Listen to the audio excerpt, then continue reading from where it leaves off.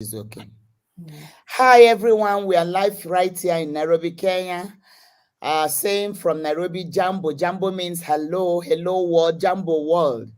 You're welcome to my Esther Obasi-ike's Keep It Real show, where we keep it real, where we engage you, and where we speak the truth in love and with grace. Okay, I see that Rosemary, you logged in 7:33.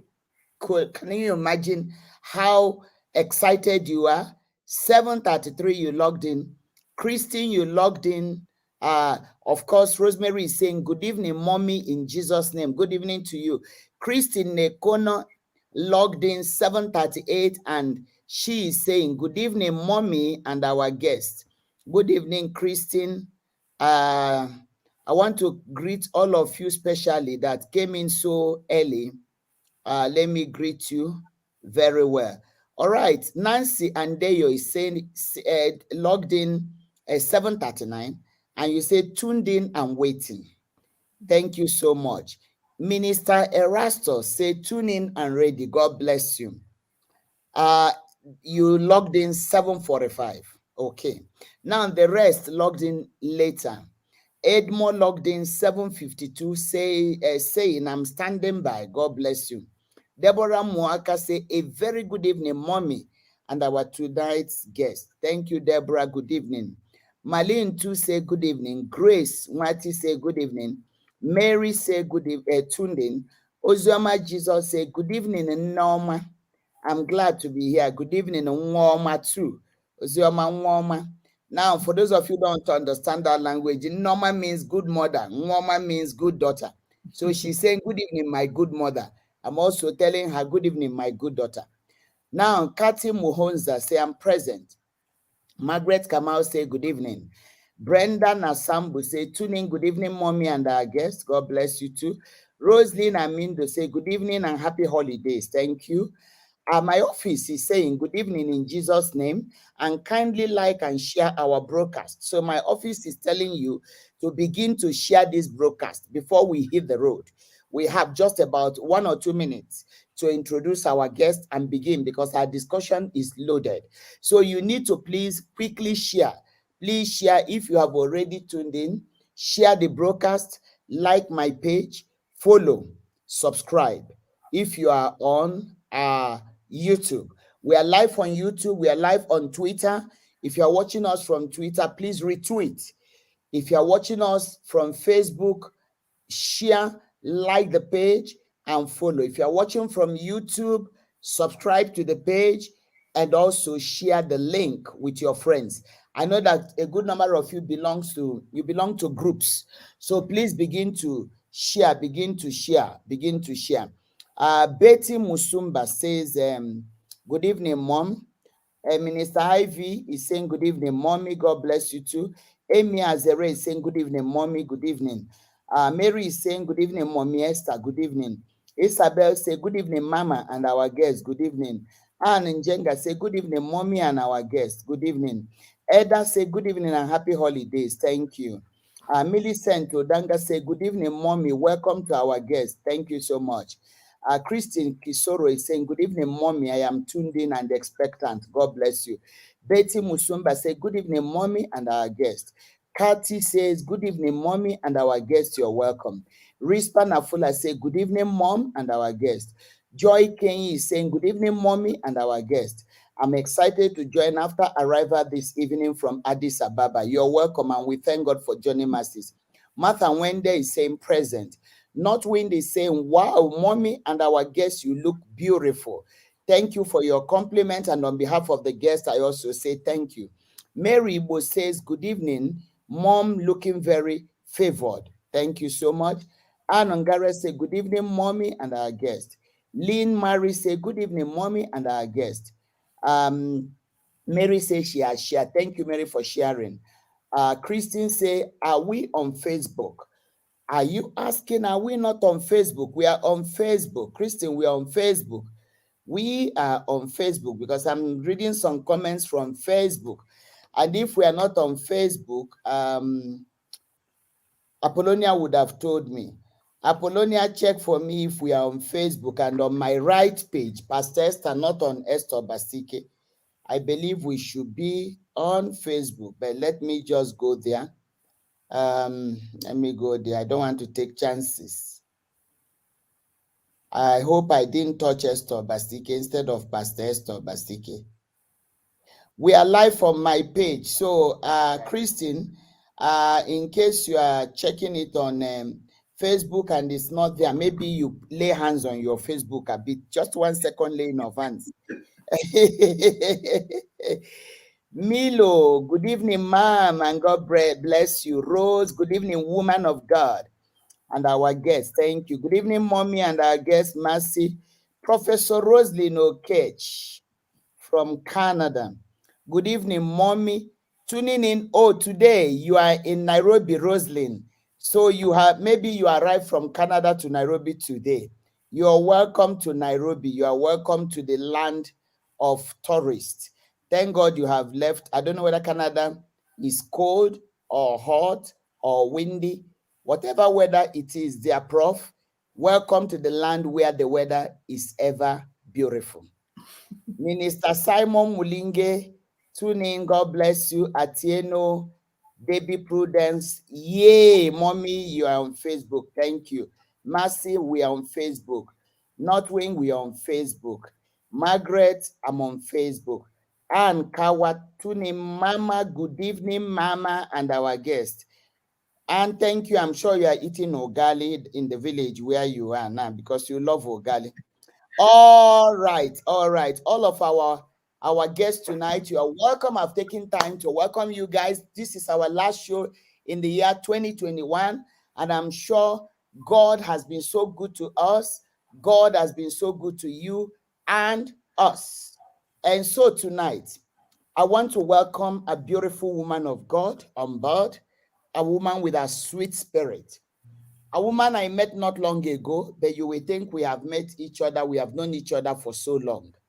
And so tonight, please, wherever you are, you know what we normally do. The word says, give a clap, a standing ovation. On my show, we give a clapping ovation. So wherever you are, give Dr. Mary Opara all the way from Atlanta, Georgia, United States of America. Give this woman of God a round of applause.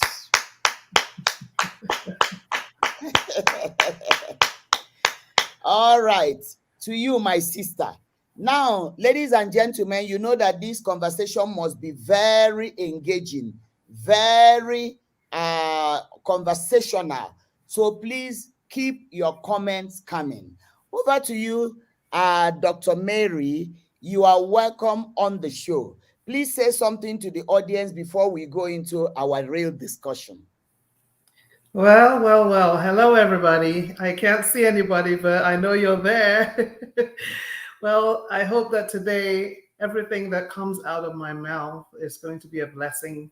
And I'm hoping that it's going to be beneficial for a lot of people. I'm asking God to please be here in this whole podcast and this interactive podcast so that it will be beneficial for everybody. And you are a kind God, you're a merciful God, you're a faithful God. And let this be something that for years and years to come, that people will take advantage of all the information that they learned today and make good use of it. Amen and amen. Excellent. You're welcome. Yes, we definitely. We are in a lecture hall and we are in a sanctuary, combination of marketplace, sanctuary, lecture hall. And I'm sure one way or the other, our lives will be impacted. Please don't forget to share the links and share to even those in the hospital. Share with those who are somewhere. You never know. So tell us about yourself in few minutes. Who is Dr. Mary Opara? What drives your life? What keeps you alive? What makes you feel that Dr. Mary Opara is not marking register in this world? She is living and she is making an impact. Oh, goodness, that's huge. Number one is the God in me. Without God, I don't even know where I would be today. He's an amazing father and loves me to bits. So everything that I do in my life, and everything that I is all to his glory. I make sure that I live by his principles and I do everything the right way to try and be the soldier of Christ that he wants me to be. So, who is Mary Opara? Mary Opara, what's my background? I'm just going to do it brief because I want us to have more time to get into the information that we have today. Was born and grew up in England, second child of 5 to Mr. and Mrs. Udepu. So grew up in England, also in Nigeria, which is where I'm originally from, and then came to the USA. So pretty much I've lived in the 3 countries. I think I've been in America the longest time, but proud of my heritage, which is Nigeria, which is what pretty much made me who I am today. Because without that, the background I have and the culture that I have, I don't know where I'd be today. I probably wouldn't be the same person. But yeah, I have a very, very loving, supportive family. Mom, dad, they're all in England, and my siblings, they're still in England. And then when I moved to USA, I got married, and now I have a loving husband who loves me to bits, and 4 beautiful children that God has blessed us with. In terms of my life, generally, I have 2 loves. My first has always been music. I did everything music, music, music. You can't stop me. My second love now, as I became older, is mental health. So those are my 2 loves, and that has been pretty much my whole life.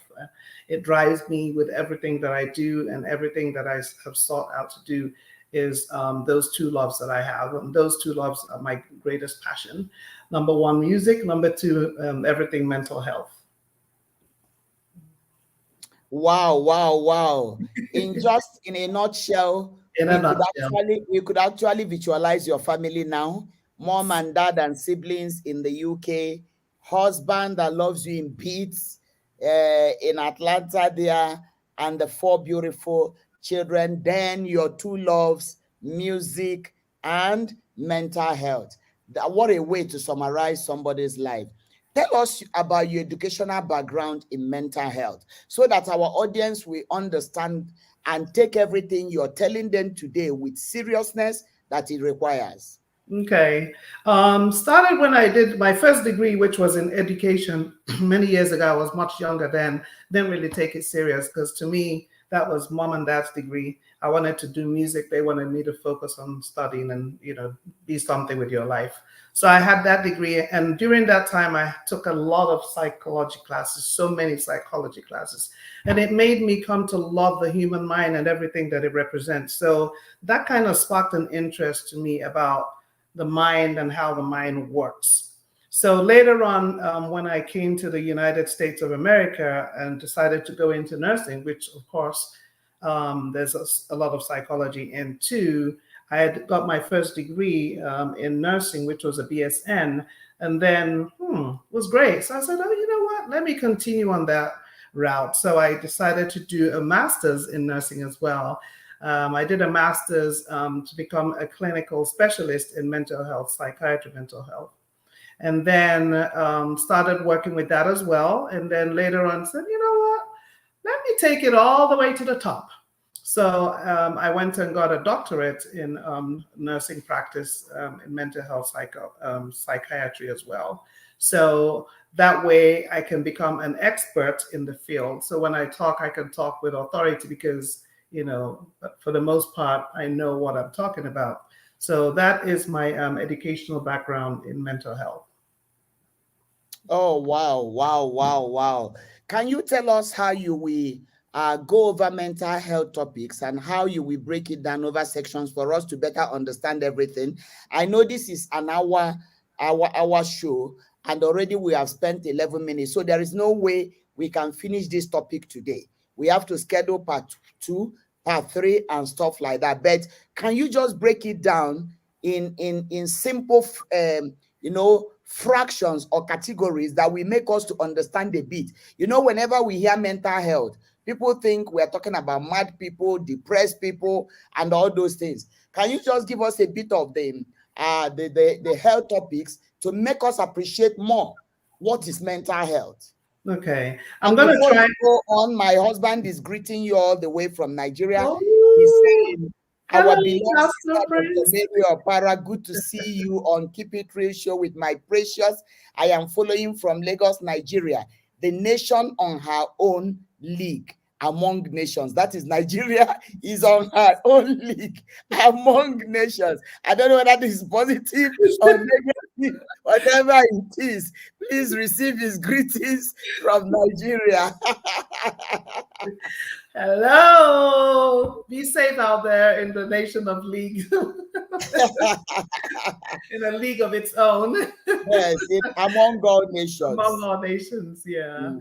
Oh, that's lovely. I'm gonna try and keep this and break it down in simple terms so that people will be able to understand everything about mental health. Mental health is so broad. So the only way that we can do it and give it justice is by breaking it into series. So today we're gonna discuss more of depression and suicide, and then over time we're going to go into other aspects. There's so many aspects of mental health.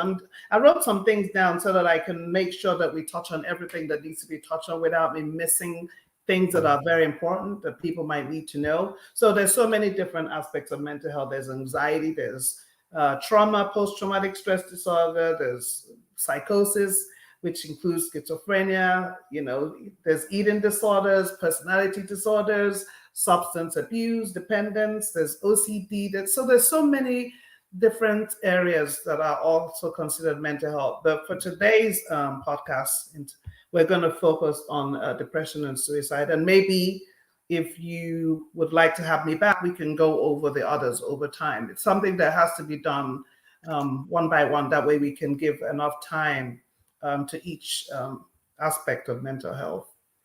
Wow. So tonight, ladies and gentlemen, we are focusing on depression and suicide. You have heard now that there are different aspects of mental health, but because of the time, we are going to focus on suicide and depression. So keep your questions within those two topics. Now, depression and suicide is affecting us a lot here in Kenya, until WHO has actually rated Kenya on top there, part of the countries that is experiencing a high rate of suicide and depression. Imagine WHO rating us that. And today, as I came in, since yesterday rather, I've been hearing on CNN a big concern about the suicide and depression rate in the US, especially among the young people. And this afternoon, as I came back from church, I put on CNN and I saw they were giving a number that people should call. Immediately you think of suicide, call it. There are people that have been, set up to ensure they respond immediately. This actually tells us that the topic we are dealing with today is a global pandemic in its own way.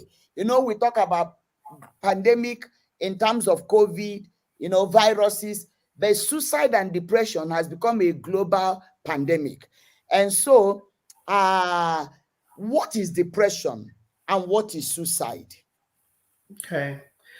Let me talk briefly about what you mentioned before we go into what depression is. Yes, suicide is something, it is actually the most severe of the mental health disorders.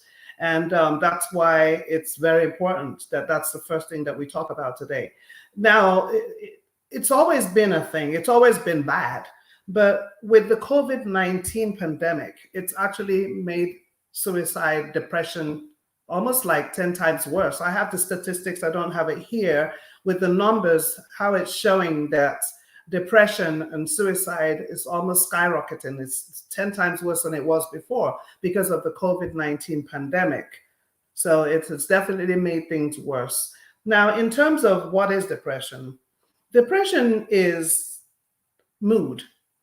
When people have low mood, their mood can have aspects of them feeling sad. They could feel hopeless, worthless, sometimes emptiness. feeling like nothing is working for them. They don't have anything to live with, down and depressed, so sad about things and empty. So there's so many aspects of depression, and ways, symptoms that people could feel that all are depression. And we're going to get into all of those later on. But that's it. When people get that way, their self-esteem is gone. They don't feel good about themselves. They're unable to concentrate. They get agitated. They get irritable quickly, about little things. Sometimes their sleep is affected. Sometimes their eating is affected. They're either eating too much or too less. So there's so many things, that are the symptoms of depression that people have. And that's why when it gets really, really bad, we need to address it, because if it's not addressed, then we start tipping into issues like suicidal thoughts, which then leads to suicidal plans. And then when someone has a plan, it leads to suicide attempts. So that's the reason why this needs to be nipped in the bud. Once we find out that something is happening that is too bad and we're not able to control it or not able to realize what we're doing or what to do about it. Wow. Somebody is asking, this is Zakayo asking, what's the relationship between trauma and depression? The relationship between trauma and depression is, it just depends on the trauma. And we're going to talk about different aspects. When you have trauma experiences, if it's trauma experiences that you're able to let go and function after it, then the depression doesn't linger. But sometimes people have traumatic episodes that become depression, and then it lingers. And when it lingers, it could cause these kind of problems that we mentioned. All the things that we mentioned with the sadness, the feeling hopeless, feeling helpless, feeling empty, feeling like I don't really have anything to live for anymore because of those experiences. But that doesn't have to be the end result. There's help. There's help out there. It's just knowing to get that help and knowing when to reach out to get that help. So that's what makes the difference between how that trauma is handled and how it's not handled. When you handle it the right way, there is hope for that person. All right. Somebody is saying, kindly say something about PTSD. I don't know what is PTSD. What is that? Okay. PTSD is post-traumatic stress disorder, and that's one of the things that I mentioned, that's a whole different disorder that we're going to talk about. Okay, so we may not go into that tonight, so that we can. Yeah, because if we address it, that takes us totally off the depression and suicide, and then that takes on a whole new, body. So we have to focus on this. But if they have any specific questions about it, we can bring it into this discussion today. But to be able to do the depression and suicide justice, I'm thinking we should try and focus on that. Correct. Yeah. But if there's any questions, even afterwards, that somebody has about something and they can't wait for when we do the PTSD, they can feel free, to send it to you, and I'll definitely answer that question. So I don't want anybody to feel like they're not going to be heard. Yeah. Wow. Thank you for that generosity. So you have had, in case you have anything, you send it to us, then we can, Apollonia will forward it, and we will give you back the answer and help you out. The essence of this show is not just to create awareness. We are not creating awareness. We are solving the problem. Now, the World Health Organization in 2017 report on the world mental health situation ranked Kenya 5th among African countries with the highest number of depression cases. Moreover, the Mental Health Task Force report shows that there exists high levels of depression and suicidal behavior, high levels of mental distress, and substance abuse in Kenya. Of course, this is the Kenya Mental Health report, World Health report. That's a long time ago, 2017. I wish we have a current one. I believe that these things, they keep on checking, but we can still go with the report of 27 based on what we are seeing practically ourselves. We don't even need WHO to give us the report. We can talk in Kenya. We can tell you that it is a daily problem. It is actually a problem for the government, and they are asking for help. And our president has been talking about it, that please let's do something about our mental health, especially for the men on uniform, the force. Mhm. Okay. Now, Nasra said he is following from Kampala, Uganda. Thank you for following us from Uganda. All right. Could you tell us what symptoms to look out for to know when we are depressed? But I will begin with first the early warnings. Before we go into how you know you're depressed, what are those signs that when you begin to see, you have to take control immediately before you get to the point of depression? Okay. Well, there's a difference between situational depression and what we call major depressive disorder, which is depression. Everybody calls it depression, but it's actually called major depressive disorder. Situational depression is something most of the times we're able to overcome. And these are things like, let's just say, for instance, you lose a loved one, you lose a job, you have a car accident, you're sick, very sick and feel horrible, maybe a car wreck, you lost a job, things like that, where you have grief or sadness. Those are situational. Most of the times, we're able to, with time, overcome that.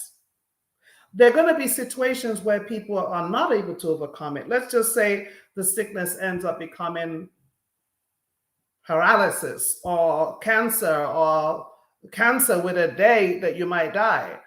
It ends up most of those times turning into depression because you're not able to shake it off. Situational depression, you're able to eventually shake off and not let it get to the point whereby you're not eating, you're not sleeping, you're sad all the time, you're agitated all the time, you're angry all the time, you feel like life isn't worth living anymore, you go to sleep and you can't sleep, or you're sleeping too much, or you can't eat because you have no appetite, or you're eating too much because that's your comfort food. That's the way for you to find comfort because you don't know what else to do. You feel so hopeless and helpless. So what do I do? I eat all kinds of things, especially sugary things, which sometimes, because of the chemical compositions, make you feel good. So when you eat those foods, you feel good. So you keep on loading your system up with it. And then sometimes people end up gaining some weight or becoming obese because they're eating so much comfort food to try and overcome. Some people turn to drugs because they don't know what else to do. That's why you see people start doing things like, weed, and then after a while, weed isn't strong enough, and then they go to cocaine or to crack or to heroin or to LSD and the list goes on and on and on and on. So people end up turning to these substances to help them because they don't know how else to get relief from this. Wow. So here we are hearing that there is situational depression, and sometimes with time we get over it. When that situation that put us in Mhm. that mood is over, we get over it. But Mhm. there is the other type that actually now you don't have alternative than to look for.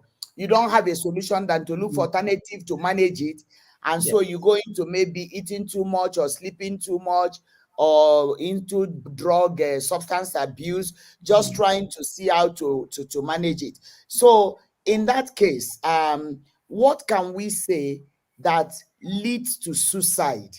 Now somebody is depressed, we will get to issue of how do you help somebody with depression, but what leads to now suicide, where an individual says, I am taking my life? Okay, well, what leads to suicide is when it becomes too much for the person and they feel like there's no way out, there's no help. They haven't gotten that help. So they get to the point where they are desperate, helpless, feel like nobody cares. Nobody cares about me, or there's no help for me. There's no way out of this situation. So that's when they turn to like suicide. Oh, maybe I should just end my life. Since there's nothing else left for me, there's no hope for me that things are going to get better. This is unbearable. The pain that I have is so unbearable that there's really no need for me to go up. I can't cope with all this stress. Even using the drugs that I'm using are not working.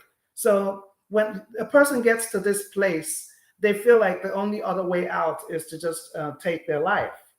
Then there are a lot of risk factors that if somebody has, it puts them in a place where they're closer to being that kind of person that would commit suicide. But before I jump into that, I missed going over all the kind of things that we would categorize as things that are depression itself, because I want people to be able to understand, because sometimes people think that mental health is only people that walking around the street that are naked.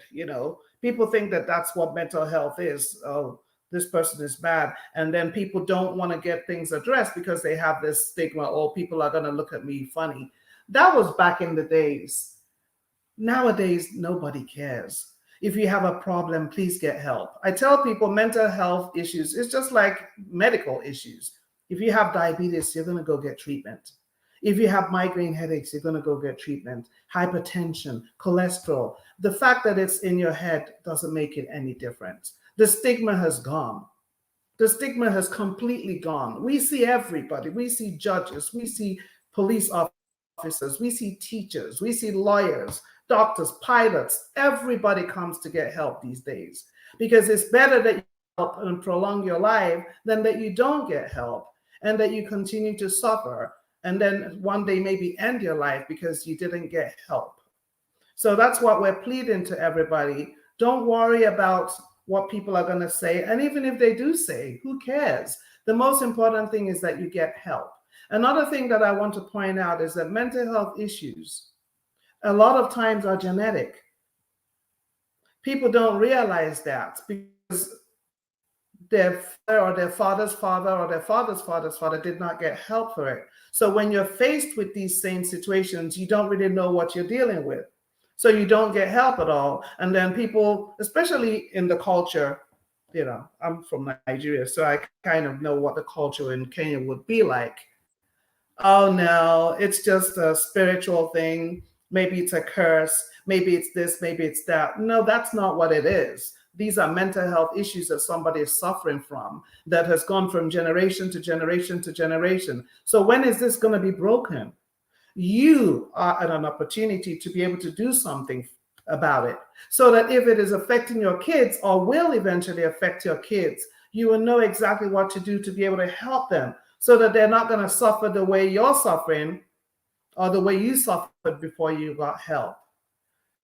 So that's why I tell people, if there is professional help where you are, please get it. See somebody, speak to somebody, speak to a therapist. If there's medication, get on medications. It works. That is what we do here. We put people on medications, we send them to therapy. It works. People's life changes. There's no need to be suffering when there's help for you. Let me ask, what about somebody who is going through depression and refuses help? One of the signs of depression is when people lock up themselves. They don't want to have friends. They don't want to relate with their relatives. Everybody is a suspect. They isolate themselves. How do you help such an individual that lives in complete isolation and does not even want to hear what we are saying tonight? That individual is not even interested in what we are talking. How can such a fellow get help? Well, the thing with when somebody has refused to do anything or get help is that somebody who cares for them has to keep on trying, because you cannot force them unless they're suicidal. I'm not sure how it is in Kenya. Here, if somebody is suicidal, yes, you can force treatment if the family says, yes, let's get them to get help. But if somebody is locked up in a place in their own home and there's no family support or no friend support, then it's going to be a little harder. A lot of times people trust like their pastors, even if they don't trust the system. So that's where people like you come in, Pastor, because you are a minister of God. You are somebody that God has put in place to be able to. So if people feel free to relate to you, maybe when you see these symptoms, and that's why I want to be able to go over all these things, when you start to notice it with that person, maybe you can make suggestions to them to go and get help.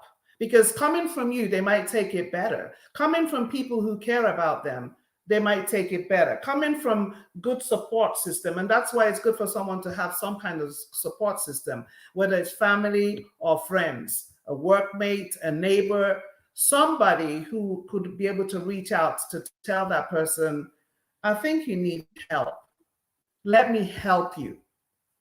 So that's where everybody comes in. And this is not a job for one person or the other. This is a job for all of us.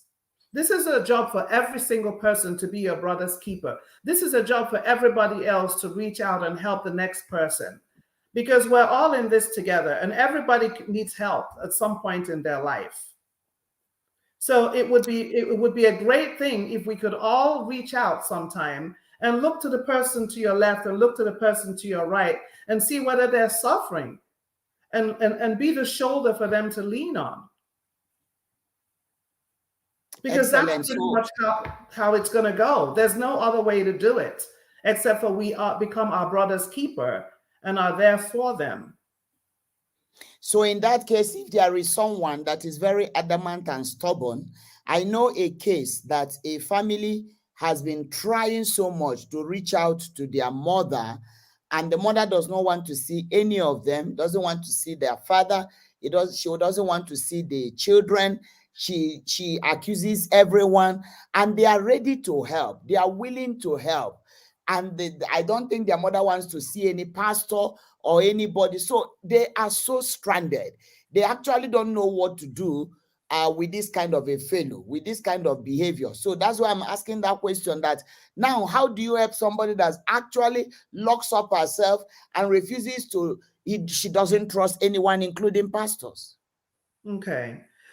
In America, it might be a little different, because if you have somebody who is in charge of taking care of your affairs, that person might be able to take you in for treatment. I'm not sure how the system there works, whether that will be the case. Can they take her into the hospital? Is there anything like forced treatments?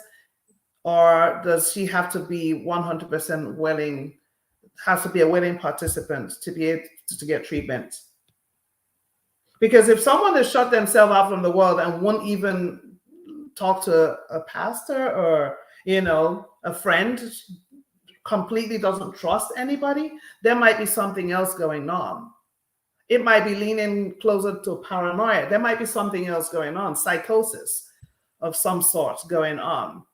It could be dementia that this person is experiencing, because when you get dementia, it gets to the point where they don't trust anybody. Everybody's a suspect, even their own children. They don't want to have anything to do with them, or they don't even know who they are.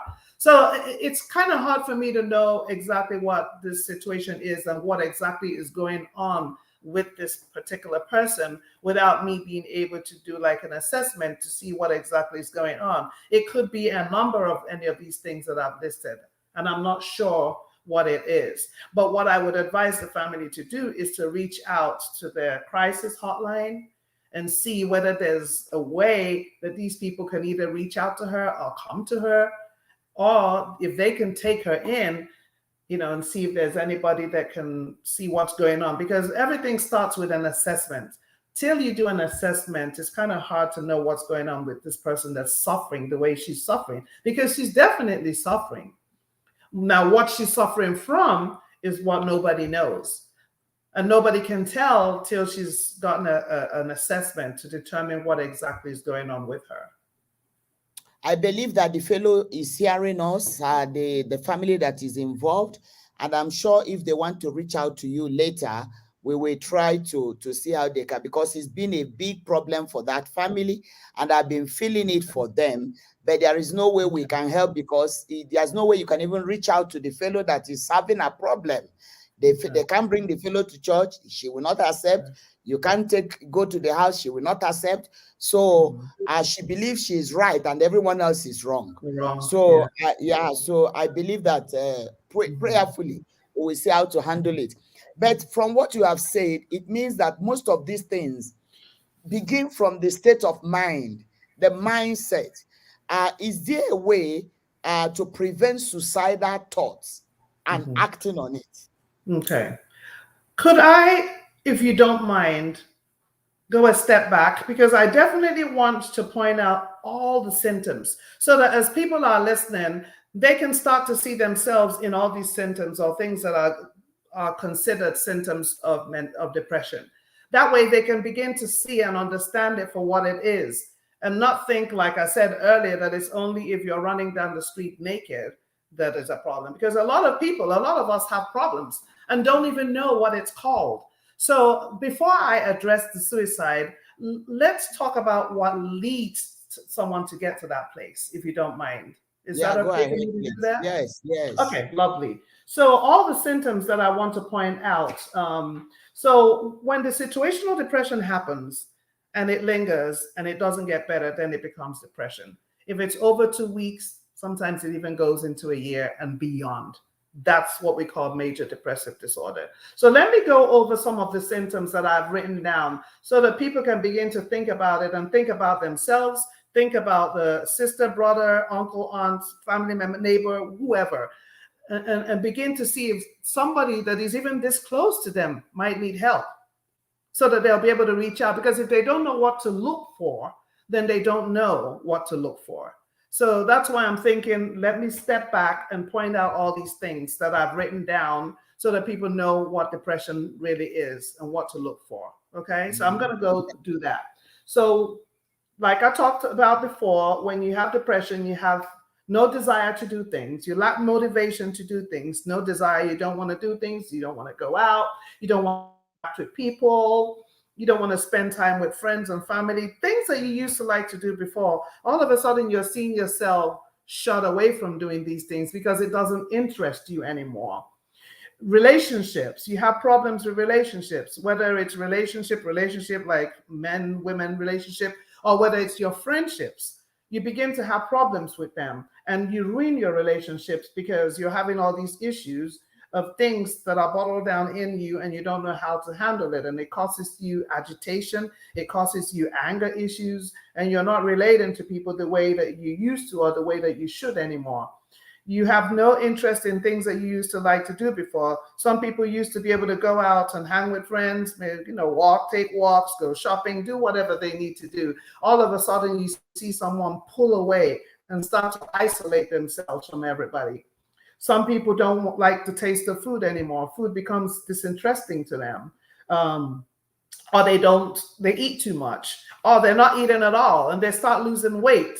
All of a sudden, you see someone they're dropping weight rapidly, and you're wondering what is going on. Or you see someone and they're gaining weight, a lot of weight, and they become obese, because they're eating to try and find comfort to all the things that are going on in their mind that's making them unhappy. So they try to eat to see if that will make them feel any better than the way they're feeling.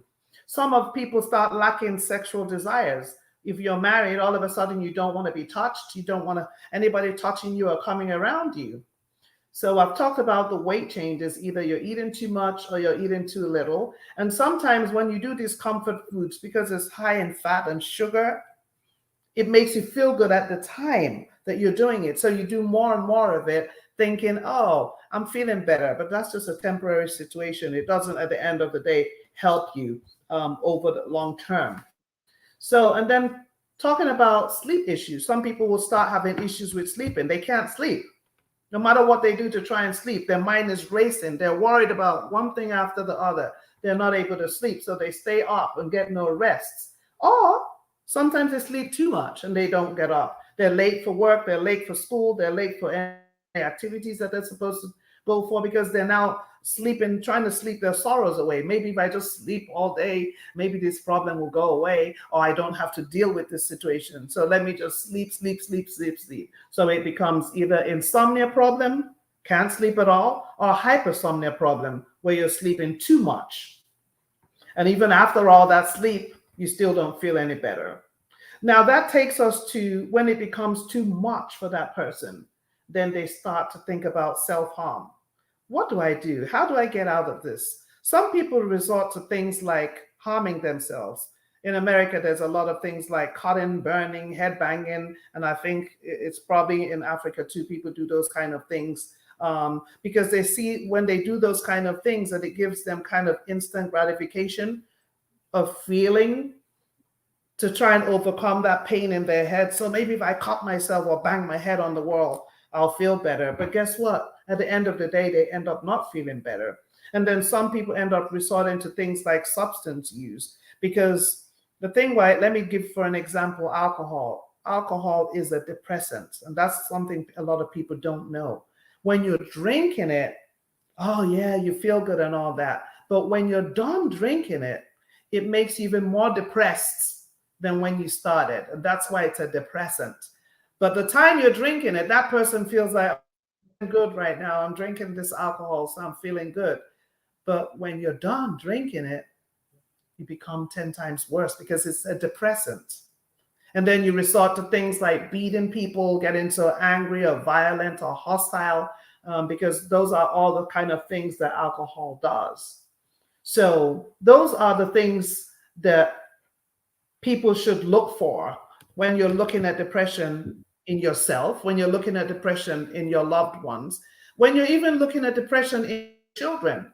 Because beating up kids or thinking this is a bad kid, when there might be something else going on with them.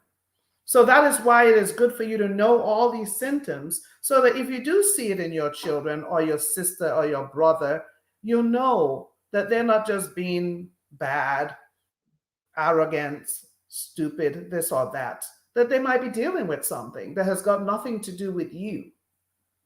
And at that time, you should be able to reach out and get them help because now you have the knowledge.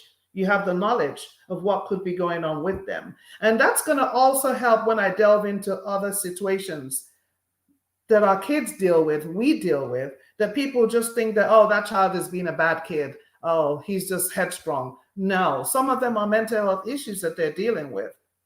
And you beat the child and you can beat them from today till tomorrow. It doesn't change anything because that child has an imbalance that they're dealing with.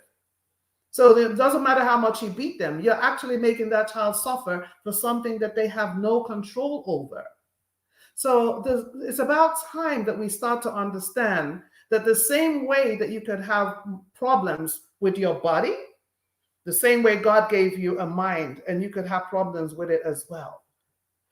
And it's not for any particular country. A lot of people say, oh, no, it's the Western world that have mental health problems. We don't have problems in Africa.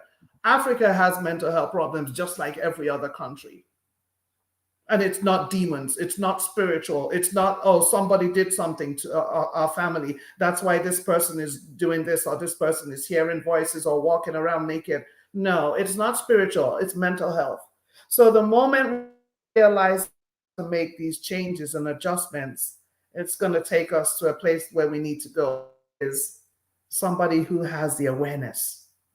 Awareness is everything. The more you know, the more you're supposed to do better. This is why these kind of opportunities are presented so that you know more. You have people put in place like Pastor Esther who is doing this to help everybody. Very, very kind of you to do this to help people. And that's why God puts people in place to help other people.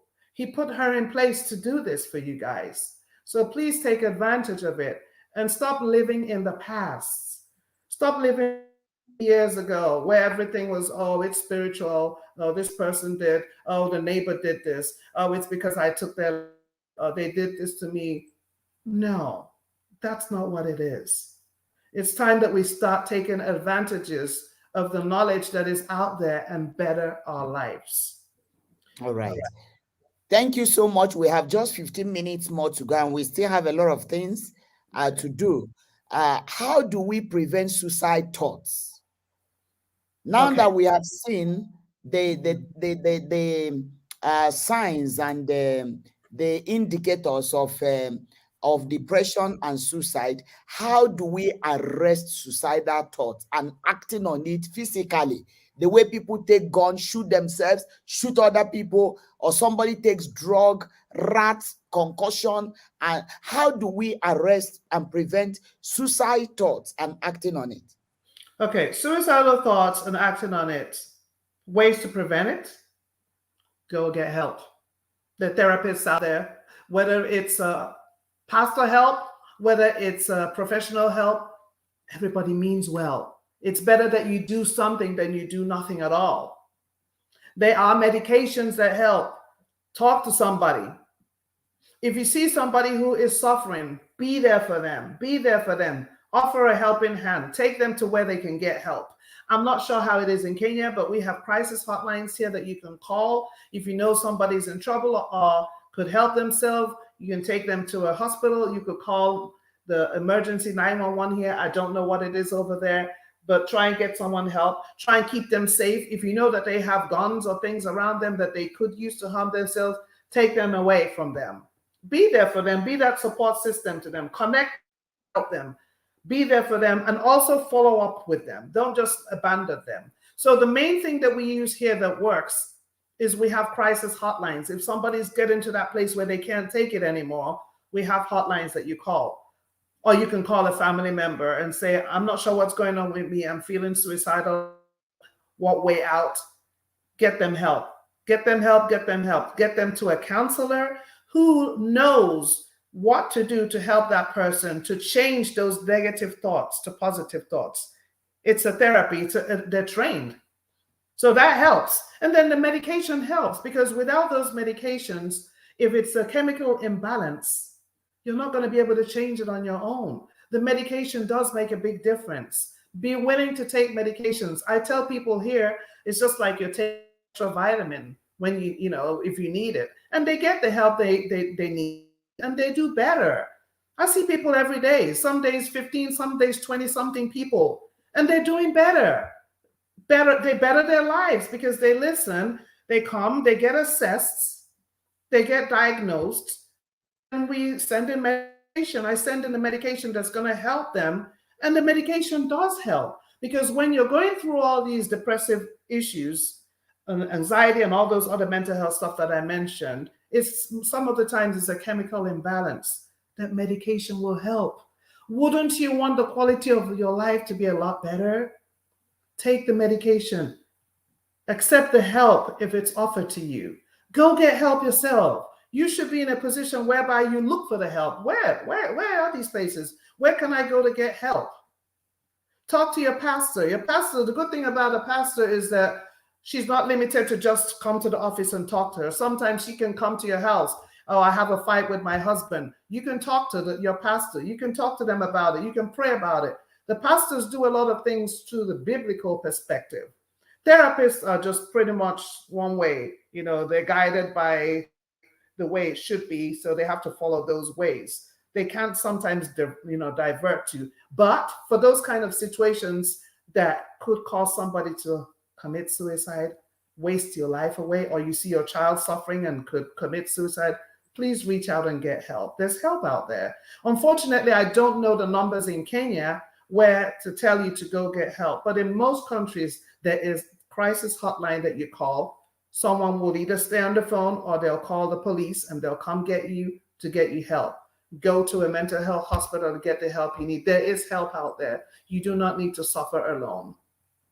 Thank you so much. I think, Apollonia, I will ask you to please kindly look for Google for mental health centers in Kenya for us and help us post it on my page. Where can somebody get help? Because information is key to solving problems. Some people may not know what to do. They don't know who to talk to. And like how we have talked about stigmatization, somebody may think, if I tell my friend, how will she look at me? If my family members know, how will they look at me? So they are dying in silence. So please, if you know some of these mental health facilities, put it on my page and with their phone numbers, and somebody can quietly and privately call them and get help. Please, before we finish, we have 10 minutes more to go. Don't forget that our last revival meeting is tomorrow. Let me give you the rundown of our program. Tomorrow will be my last evening revival prayer online. And remember, I promised you last Monday that tomorrow we'll be dealing with Elizabeth and Mary. What are the things we carry in our lives that we do not understand? How Mary just walked into the house of Elizabeth just by that simple presence and just visiting, just a casual visit that a cousin went to meet a cousin. You just enter into your cousin's house, and the Bible says immediately that she greeted Elizabeth, the baby in the womb leaped for joy, and Elizabeth was filled with the Holy Ghost, and she became a prophetess immediately. She began to prophesy. What kind of presence is that Mary carried into a casual visitation that brought down heaven into somebody's home? So we'll be praying with that tomorrow, to talk about revival, to pray for revival. Our presence must bat God's programs and agendas for other people. Today in church, you remember prophetically, the Lord said to me in our second service that there is somebody here with something in the stomach.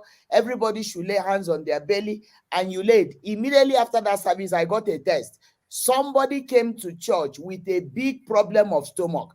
In fact, somebody said when she saw her, she has lost a lot of weight. And she went to her and asked her, why are you losing weight? And she said, I have a medical condition in my tummy. I had no idea. I was just ministering in the second service, and the Holy Spirit took over and gave me a word of knowledge that there is somebody here.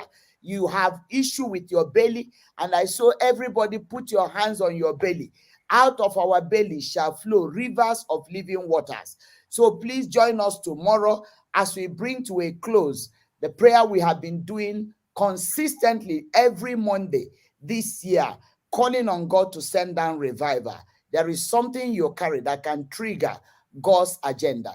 On Wednesday, we'll be having fasting and prayer. Even if you don't belong to RCCG, please, you can join us in this fasting. It was when I was preaching on Wednesday last week, teaching, that suddenly as I was leading prayer, the Holy Spirit said to me, call my people into a place of fasting and prayer on Wednesday.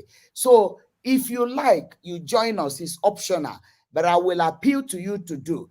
The Lord God Almighty knows the end from the beginning. When he tells you wait on the Lord for one day, there is a reason behind it. So on Wednesday, we should be praying corporately in our church at Solution Center from 5 to 6:30 with a Holy Communion.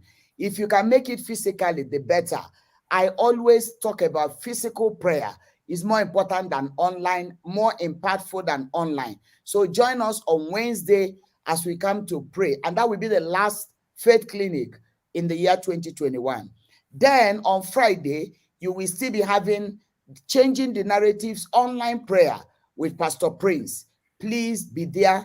I don't know whether that will be the last for the year, he will tell you, but be there on Friday. Then on Christmas Day, Christmas is on a Saturday. In Solution Center, we'll be having one service, 10 o'clock to 12. 10 o'clock to 12. In case your churches don't have a service on that day, you're welcome to our church. We are along Mbagati Way. 10 o'clock to 12 noon, physical service to celebrate Christmas. The next day will be Sunday, and that will be our service again, but we will not have two services. It will be one again, 10 to 12. So Saturday and Sunday, we have only one service, 10 to 12. We will be having crossover night vigil on 31st, and that will be from 8 p.m. And I believe that we will comply with government through. The government has not given go ahead. But if you were in our church today, earlier today, you would have heard what I said, that I consulted leadership of EAK. And I said, have you people spoken to the government whether we will have this, especially with the outbreak of influenza in Kenya? He said they've not spoken to them, but they are planning to engage them. So I said, am I free to announce in our church? He said, what are you thinking about? I said, well, since 3 hours is what is allowed by the government for churches to meet, we can meet from 9 to 12. Once it is Happy New Year, people can go, and we can really maintain protocol of COVID-19. He said, okay, you can go and announce, but we are here to engage the government. So for now, please know that our meeting will be, we don't want to break the rules. So from 8, you can start arriving. Meeting can begin exactly 9 p.m. all the way to 12 noon, okay? And we expect that you come complying with COVID-19. But in case there is a no from the government over this, we will quickly announce. You know us, we'll quickly announce so that you don't need to come. Don't forget that the first Queen Esther's generation meeting is taking place on 1st of January. Can you imagine it? That immediately after our crossover, the first day in January, we shall all be gathering for the Queen Esther's Generation meeting from 2 p.m. And that is the day I'm going to break the news of what the year will be like for us in 2022. So make sure that you are there for the gathering of stars and queens from day one. There is a reason why that meeting is falling on the first day in the year. And I know that same day, there is also loading the womb. I believe that the loading the womb will take place by 6:15 in the morning. Then by 2 o'clock, we shall be coming for our Queen Esther's meeting. If any of these meetings, the vigil or the loading of the womb will not take place, we will let you know. I'm not sure. But the one I am 120% sure is Queen Esther's Generation. We have never missed it in the last 20-something years. Whether the meeting falls after vigil, we are there. Whether it falls when it's raining, we are there. Whether it's the first day of the year, we are there. And I think it is because of the seriousness we attach to this gathering that comes only once in a month that we see the mighty power and the move of God in our midst. So wherever you are traveling to, find yourself back at RCCG Solution Center, both on the 31st and on the 1st of January. And you can now have your holiday. All right. We are about to wrap up this. I'll give you my announcements tomorrow. But there is somebody that is asking, that is Adeyi. She's saying, Mommy, my former employer made me go through depression. I was sacked without reasons. I almost went to Indian Ocean with my children. Are you hearing? Somebody got a sack and wanted to take the whole children to go and throw them in the ocean. And Kenyans, you know that we do it here. That one, you know, it is not strange. You have had where a man wakes up, kills the whole 5 children, kills the wife, kills himself. You have had how a man gets up, burns down the house with the whole children inside the house. So it is not strange to you. So she says she almost jumped into the Indian Ocean with her children. She's asking, what advice can Dr. Mary give to someone like her and the employers? She said she thanks God she has recovered. She was rejected with all employees. They were not allowed even to reach her. The employees were told not to reach her. They even fear losing their job if they reach her. But I thank God, God has given me new friends. What can you say, Dr. Mary, to this kind of situation? By the way, this situation is very prevalent in Kenya. Somebody loses ordinary job.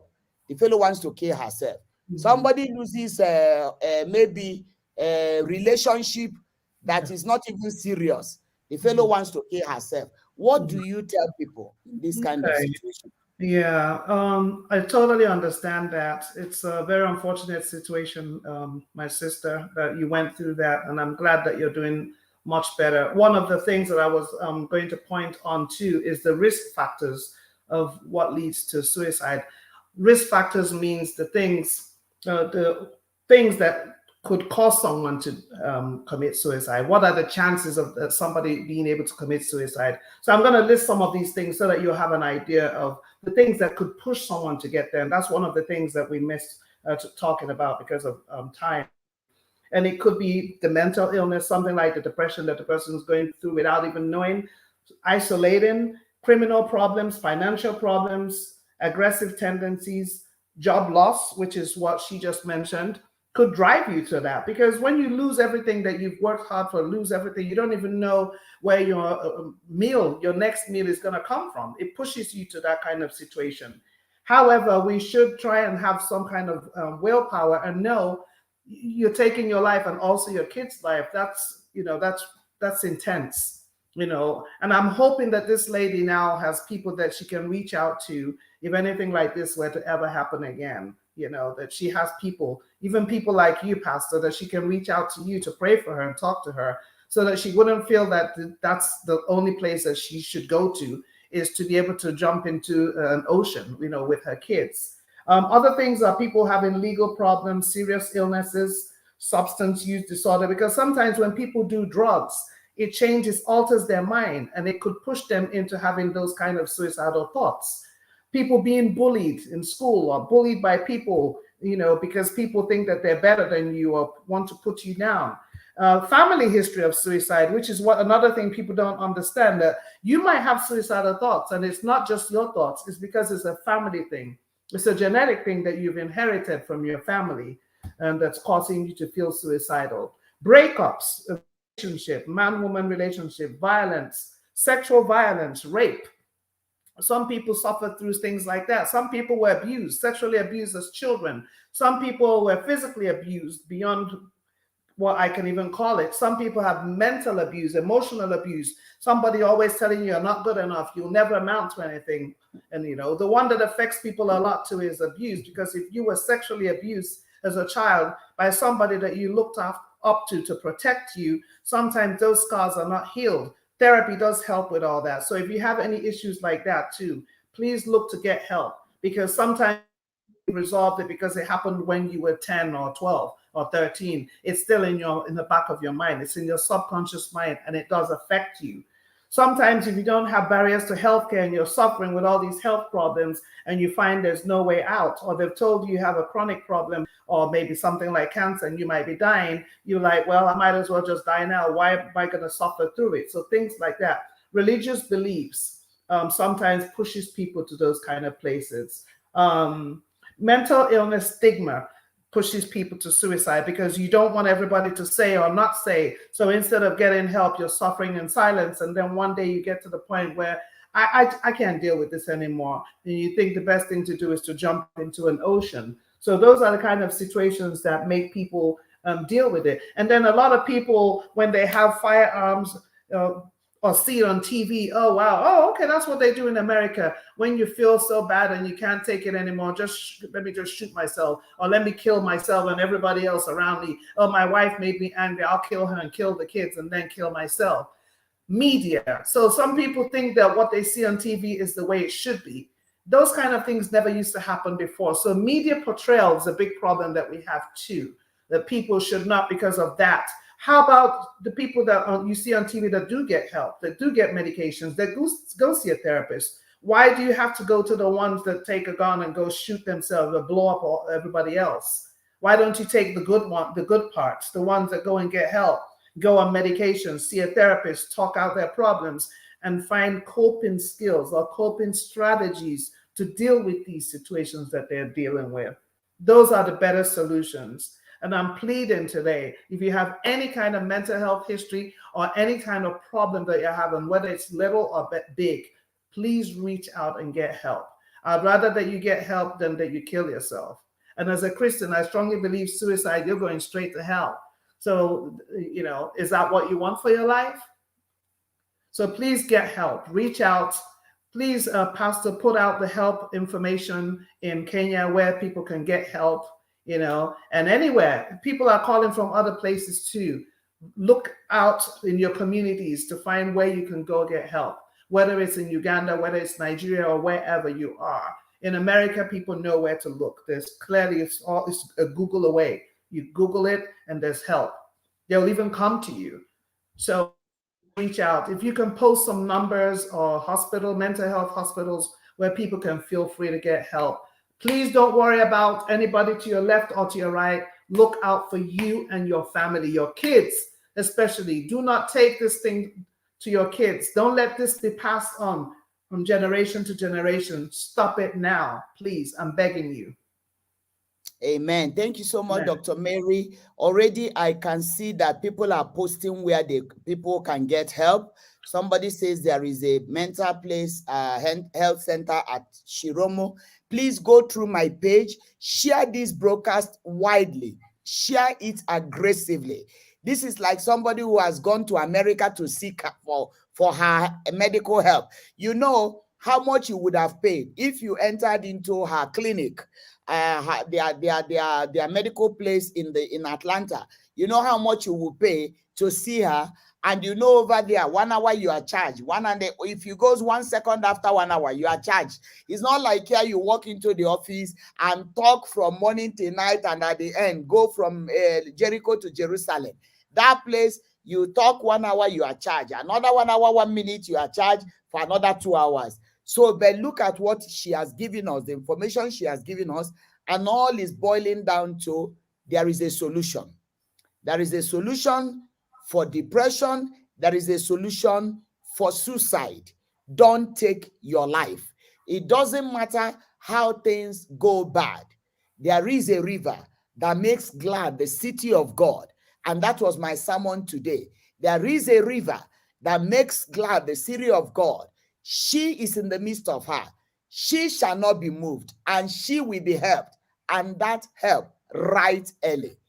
We looked at the topic, be still and know that I am God. So please, when all is said and done, there is a solution for suicide. There is a solution for depression. Christine is saying quite a number of people write notes or highlights of suicide, and the window of help is too slim. What do we do? The answer is simple. Before this individual writes notes, let us reach out to that individual. So we are our brother's keepers. We should ensure that when you begin to see some signs of depression in somebody, reach out immediately before that individual begins to write notes that I am finishing my life. And when you see some of them writing notes on social media, don't take it for granted. There are times we see people after they've died, you go on social media and see on their pages that they actually wrote, there is no need to live, that they will kill themselves. The people laugh about it.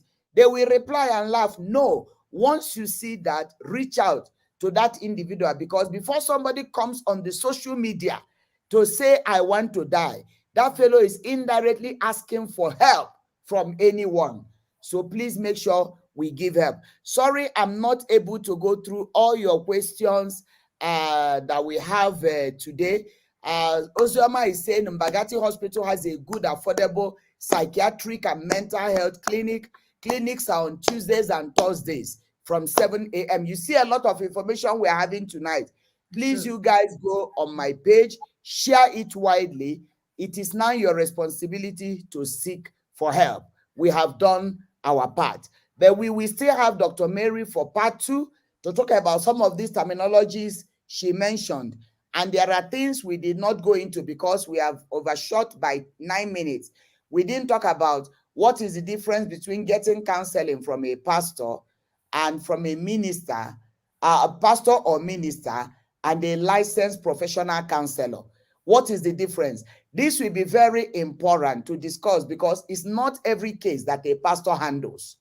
There is a time to go to the pastor, and the only way the pastor could help is to pray for you and now direct you to a licensed professional counselor, because there are some things that prayers will not solve in terms of giving you the real therapy to it or solution, but prayers help you by directing you and guiding you to the right individual.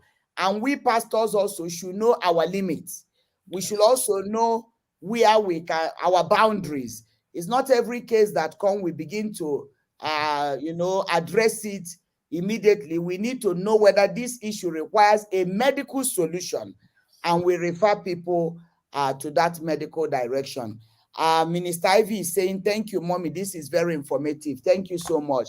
Elizabeth, Minister Elizabeth and Dambi is saying, when all hell breaks loose in your life, remember our first help comes from our Lord God, and that is very true. We need to go to that river.